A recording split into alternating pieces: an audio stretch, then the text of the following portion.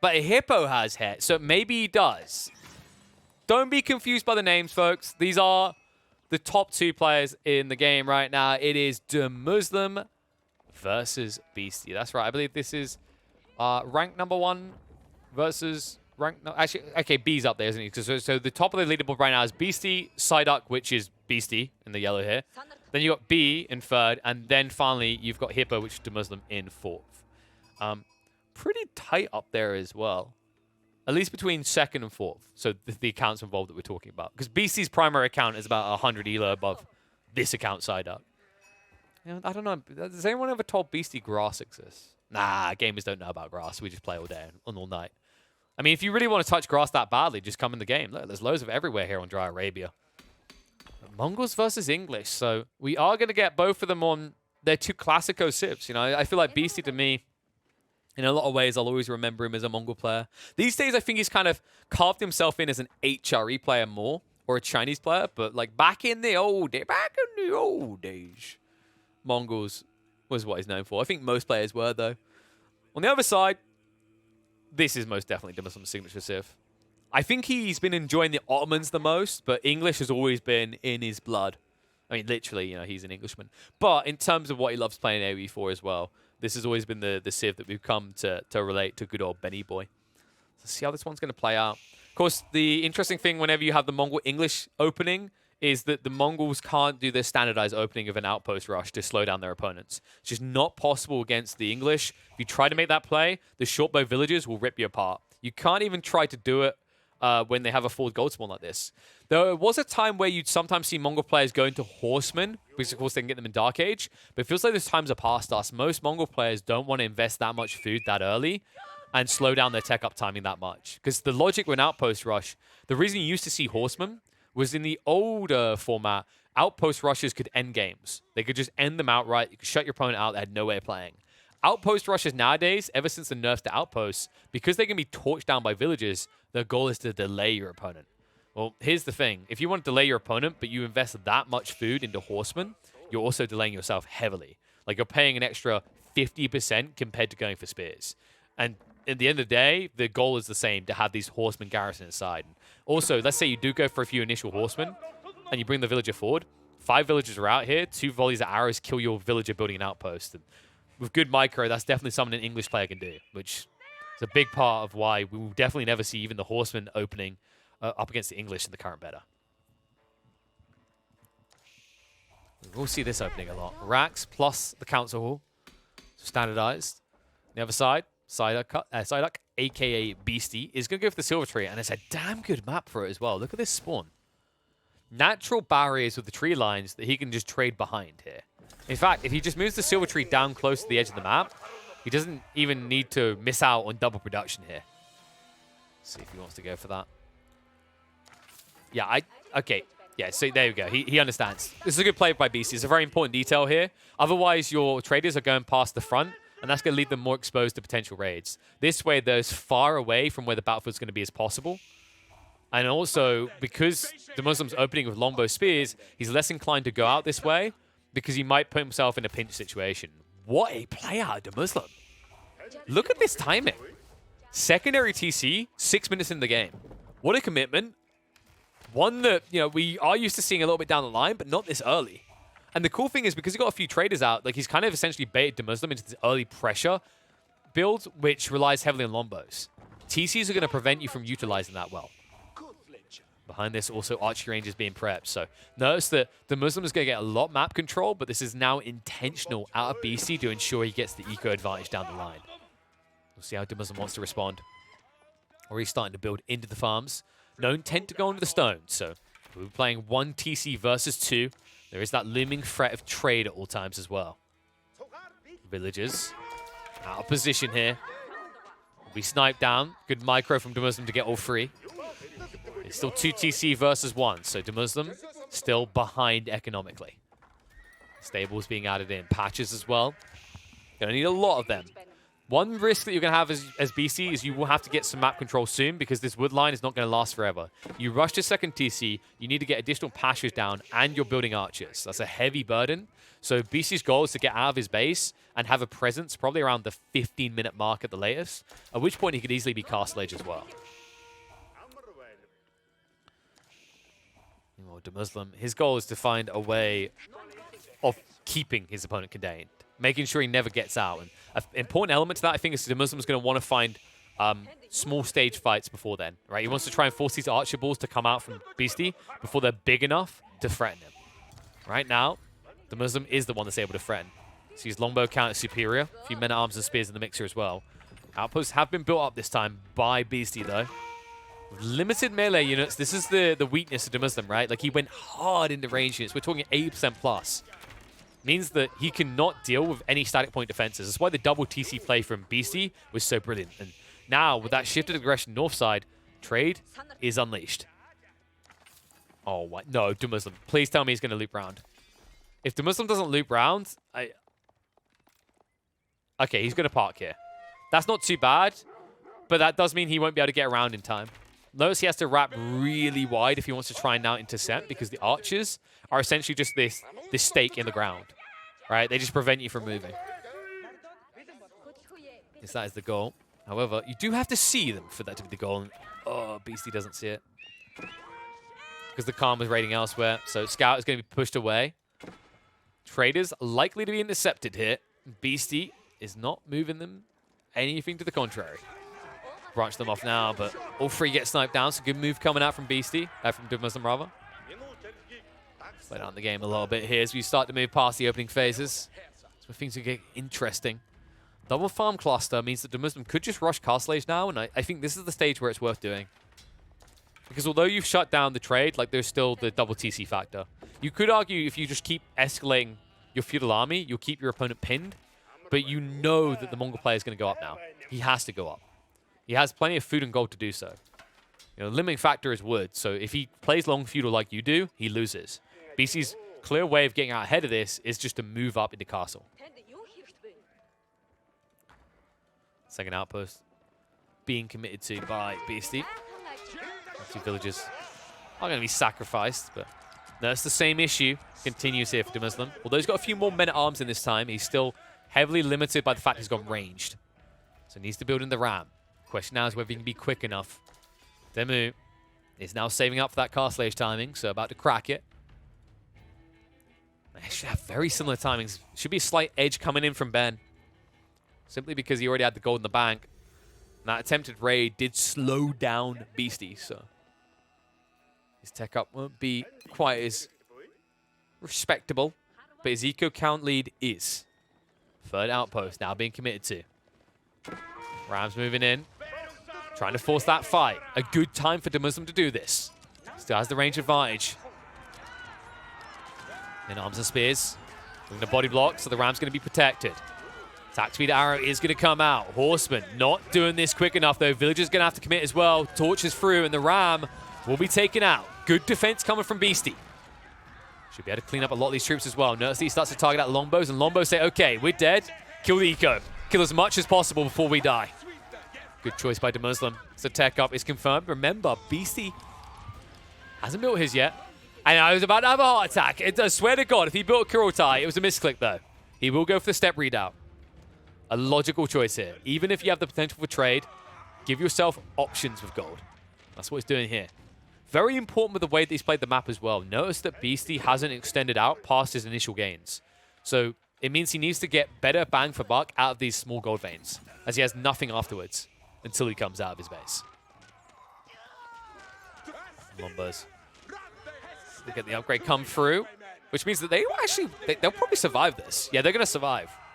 Good cleanup. And because he's now still got a few longbows out here, he can even come back in and harass the eco. Which is important because now, remember, this is 2TC versus 2TC. So any eco lead you build can only shrink from here. That's exactly why BC is going to move away.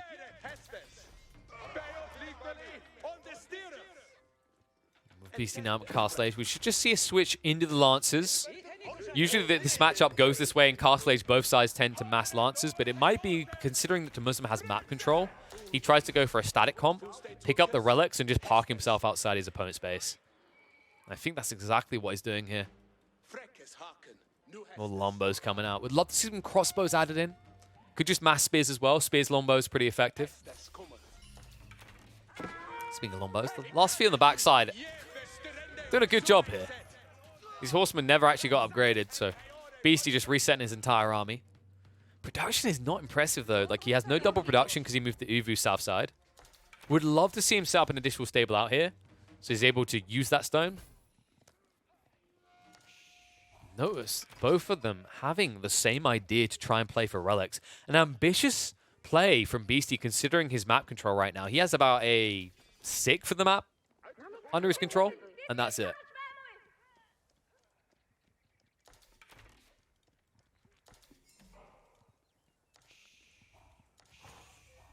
Trickle just keeps on coming.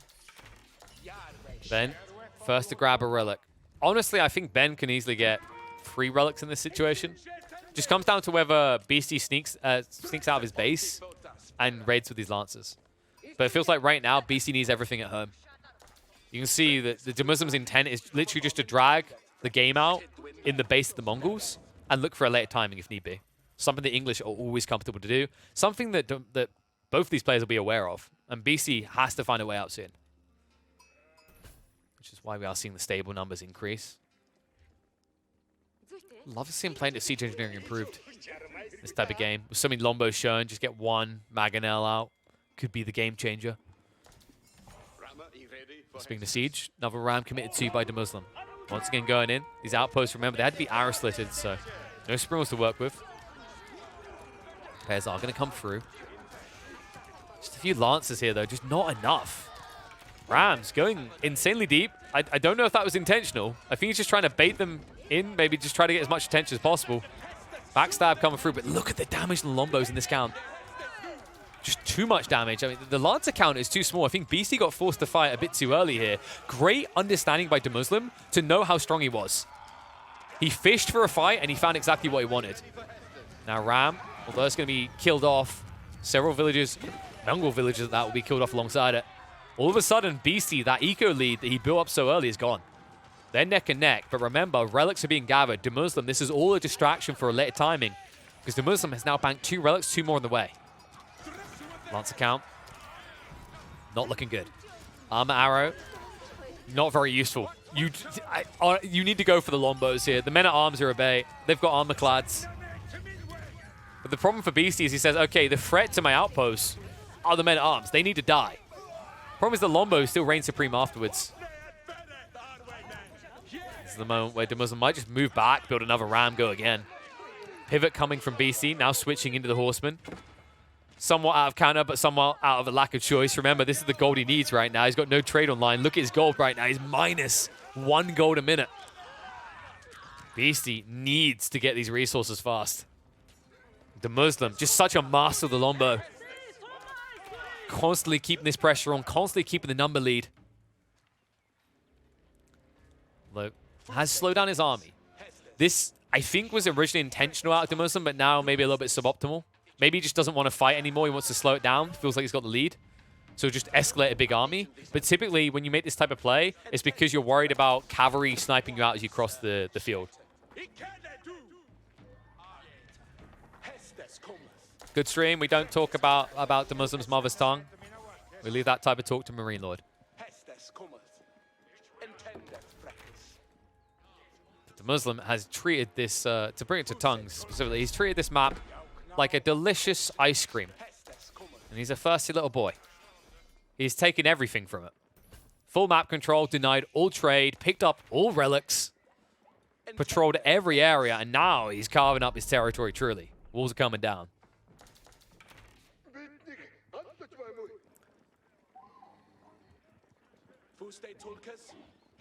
You think a good rally game would be over? I don't think the game would necessarily be over. I don't blame DeMusliM for slowing things down. Like, he doesn't want to trickle in troops to death. Like, you're playing into a defensive Mongol player who's going to get back on the gold, and you see what happens from that. It's the Mangonel. Like, that's the threat. If you just trickle in more Lombos and men-at-arms, there's going to be a few more Lancers to contest with. There's Horsemen coming out, and one Mango could take out half of your army. So I actually prefer the slowdown from DeMusliM. Like, full map control on your side. You don't need to push your luck. You're English. If the game goes later, you're stronger. That's just naturally the way the Civ works. They are the dominant Civ in late game. Now, with all Sacred Sites cap, 5 relics as well. I mean, the gold generation coming out from DeMusliM is going to be insane in this game. I think this is where DeMusliM might try to flirt with the idea of going Imp. He'll keep pushing troops, but with the income he has, I mean, he could easily field an army while affording a tech up in the next 3-4 minutes. And DeMusliM says, no comeback. I know what Mongol trade can do. I'm not going to patrol both sides of the map. Let me make sure that trade is protected from your greedy hands. And arms numbers. Looking damn good. Also has access to the network of citadels. Would love to see DeMusliM pull a villager forward here. One outpost outside or on the edge of the base of the Mongols could just decide this.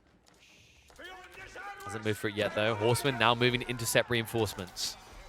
Enough for them to try and swarm with men-at-arms, but such chunky boys with that 7 melee armor. Just won't cut it. Notice that DeMuslim's not phased by this. He says, that's all a distraction. I know what you do, Beastie. I've seen it a million times. I've experienced it not quite a million times, but close to. I will be the one dictating flow here. Movement in. Mangonel hit heavy. DeMusliM does not move, though. Mango is getting good bang for buck. Heavy hit to the Lombo mass, but the men-at-arms are the true detail to keep an eye on here, folks.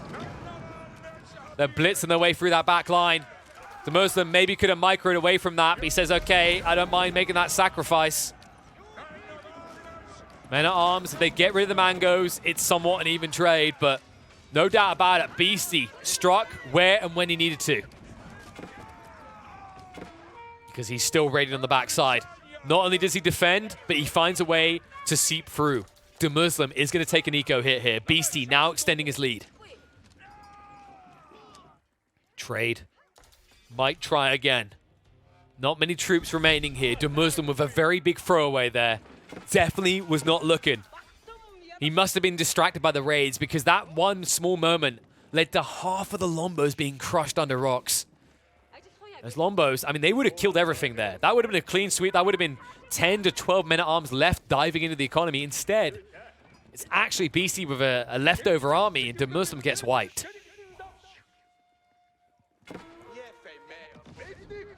So tough as well. I mean, this is a danger when you have to dive with range units into choke points like this. So many pashas that condense those Lombos together. Usually those Mangonels maybe get half the value they actually did. Instead, because it's a defensive fight, Beastie says, well, the English aren't the only one with defensive advantages. Not in this game, anyway.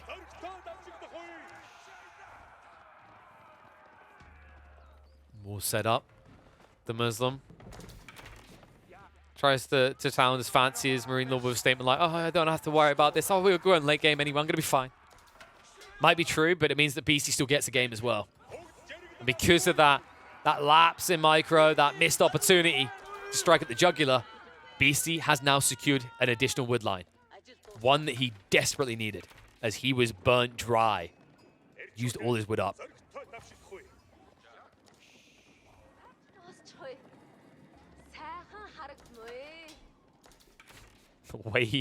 The way he A-moved there might make people think he's Protoss. You know, I think DeMuslim's, like, he's sending a lot of message here. You guys seem to think he's Protoss. We watched him play Malians earlier, like the Zerg. Where's the Terran gameplay, bro? The only thing Terran-like is the way that Beastie's now tearing apart your reinforcements. Small groups like this are not going to cut it. New wave heading in. Reinforcements being cut off by a group of horsemen and lancers, though. Mangonel count now up to 3. Round 2, DeMusliM. Ding, ding. But he hasn't reached the pastures yet, so it's not doom and gloom. Crossbows on the side can stand the ground. Mango shots in. Decent damage done. We'll force an idle time onto the food eco. Trickle of troops is going to be worn down, though. DeMusliM is moving in. Mangoes. DeMuslim's paying attention. No raids, he says. I don't have to worry about Beastie in my base this time. I see everything. Like all these crossbows running towards me and killing me. Second wave is coming, though. Remember, Beastie, he threw away a bunch of cavalry to delay this arrival. That's an important detail, actually. I think that means that Beastie can still take the fight, despite the fact he's doubled up militarily. Smart play, right? The crossbow, mango, 1-2 punch, full range comp, sure, but it counters everything that DeMuslim's doing right now. Men-at-Arms struggle to gap close through it. Longbows will be annihilated by it. And if you add in a small row of cavalry units, you have that flexibility to body block if need be.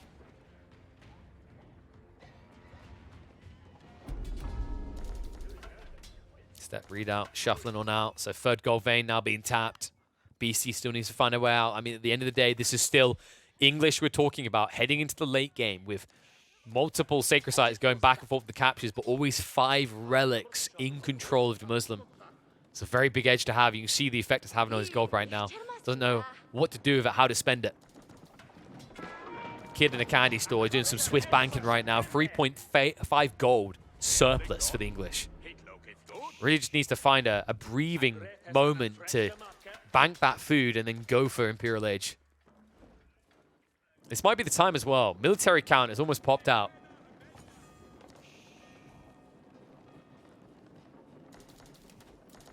I'm glad to see chat is fully understanding Kurultai should not be built. Kurultai was almost seen in this game, but Beasty did not misclick for long enough. Thank God. If he did, this game would be over. Ain't no doubt about it. Demo. You get that forward outpost, so attack speed aura is a threat to worry about, and the pinch coming in from both sides. DeMuslim on the approach. Damage gets absorbed by the men-at-arms. The Mangonels didn't find that good spray. And look at the second wave. They're going to breach through. No body blocks here. Mangoes need to run.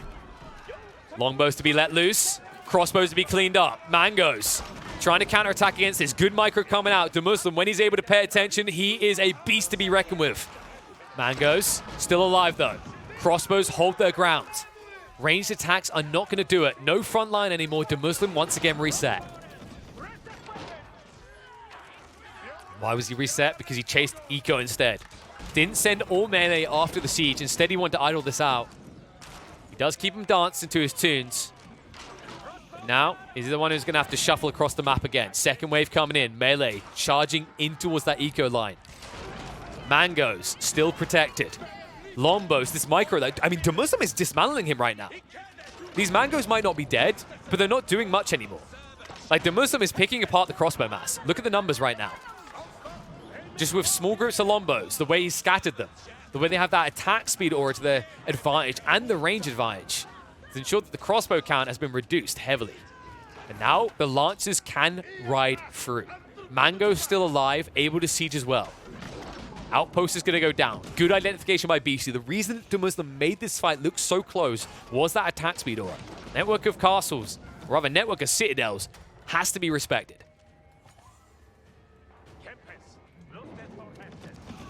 DeMuslim has slowed the game down, though. And look what he's done with it. It's going to be the Berkshire. Straight away in the center of the map. Give himself a staging point here. Says Wingard plays a little bit too slow. Aware of the impeding threat on the way. It's the Mangonel count, like now to go up to 5. We've got Siege Workshop commitment out of Beasty. Beasty, not yet ready for his own tech up. Don't know if he's ready for this though. 40 villagers committed into that. Imperial Age unlocked. English now fully online. Tech ups coming through. A switch into Horseman on the way from DeMuslim. Arrow Volley also pumped alongside the Longbow veterancy, or eliteness, rather.